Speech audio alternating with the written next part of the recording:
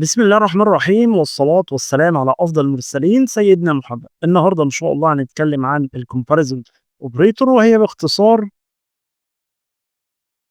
لو جينا قلنا إيه اللي هي عبارة عن بالنسبة لي الكومباريزون اوبريتور، اللي هي علامة الإيكوال. لو أنا عايز أساوي حاجة بحاجة أتشيك ده بيساوي ده ولا لأ. عندي كمان النوت إيكوال، يعني لا يساوي، الأكبر من والأصغر من والأكبر من أو يساوي والأصغر من أو يساوي. طب تعالوا إزاي نعرف نشتغل بيها في بايثون.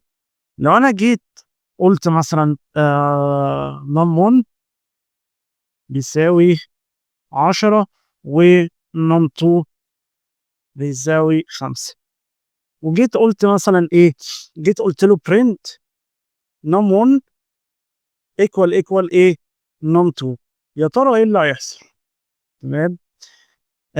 وكمان لو جيت قلت print، أو خلينا واحدة واحدة. تمام. طيب هنا السؤال اللي انا باجي اساله لنفسي هو print num1 لnum2 كده، ايه اللي هيرد لي؟ يا هيرد لي يا باه يا بلا. تمام. فمعنى كده لو هو فعلا بيساوي بعض هيقول لي ايه؟ طب عندنا كانت في بايثون في الداتا تايب كانت اسمها ايه؟ بول، صح؟ اللي هي true false. هيرد لي بوليان فاليو. لو جيت عملت run عليه ايه؟ رد لي بفولس. تمام. معنى كده اللي هو ايه؟ لا، النم 1 لا تساوي النم 2. كنا نعمل سي ال اس. طيب لو جينا غيرنا في القيم، خلينا مثلا 10 وجينا عملنا رن، الاقي ايه؟ رد لي بترو. تمام. فلو هما بيساوي بعض هيقول لي ترو، لو مش بيساوي بعض هيقول لي فولس. طب لو حطينا النوت ايكوال دي بتتعمل ازاي؟ نعمل ده كومنت نوت ايكوال علامة التعجب وبعد كده علامة اليساوي، وجيت عملت رن. هنا اسمها ايه؟ نوت ايكوال. المنظر ده.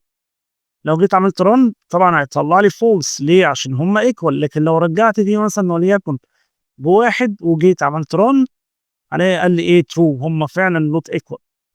طيب لو جيت عملت برنت للنم 1 اكبر من نم 2، تمام، ودي بنسميها ايه؟ جريتر ذان، ونيجي نعمل كومنت دي ونيجي نعمل رن، طبعا لي ترو عشان فعلا نون 1 اكبر من نون 2. لو دي خليناها 25 وجينا عملنا رن، تمام، هيطلع لي ايه؟ فولس، عشان نون 1 مش اكبر من نون 2. طيب جميل جدا. لو جيت هنا عملت برنت لنون 1 اصغر من نون 2 اللي هي لس ذات، لو جيت عملت رن هيطلع لي ايه؟ ترو. تمام. ليه؟ عشان فعلا نون 1 اصغر من نون 2.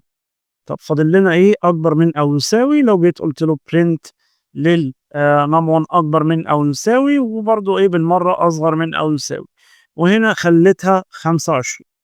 لو جيت عملت رن ايه اللي ممكن يحصل؟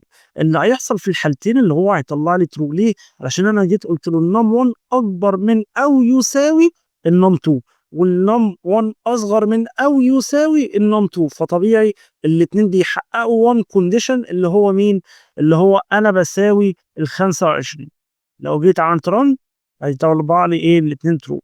لو جيت غيرت قيمه خليتها دي 30، فلو جيت عملت رن الاولى هتطلع لي بترو والثانيه تطلع لي فولس. هو فعلا اكبر من نم 2 ولكن اصغر من او يساوي نم 2 لا، هطلع لي فولس. تمام. ده مفهوم الكومباريزون اوبريتورز بتاعنا. ان شاء الله المره الجايه هنتكلم عن اللوجيك اوبريتور. والسلام عليكم.